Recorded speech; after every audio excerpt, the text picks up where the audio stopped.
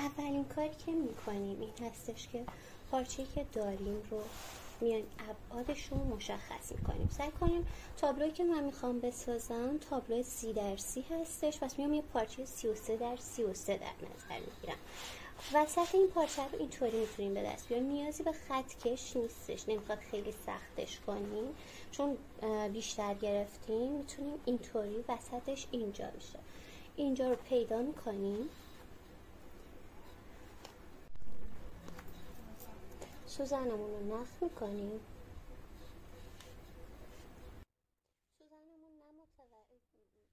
سوزنمون باید سوزن متوسط باشه، نمیخواد خیلی بزرگ باشه نه خیلی کوچیک.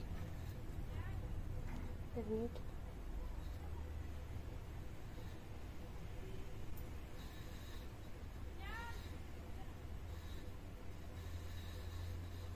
گره میزنیم به این شکل. حالا وسط اینجا رو که پیدا کردیم دقیقا داخل وسطش سوزن رو فرو میکنیم. خب از اینجا میاد این بر. حالا پارچمون رو داخل این کارگاه میذاریم و کارگاه رو روی پایه میذاریم و شروع کنیم به سوزن روزی کردن.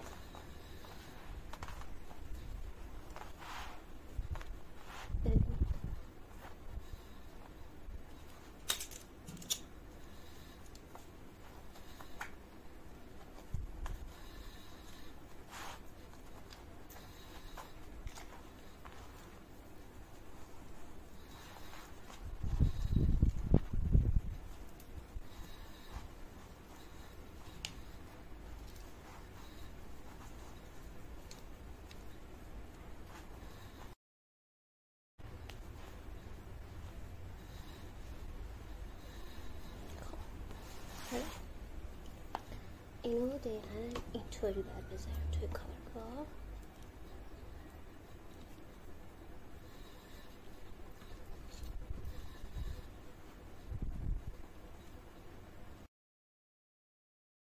پیچش رو سفت میکنیم و خب شروع کنیم به سوزن دوزی کردن.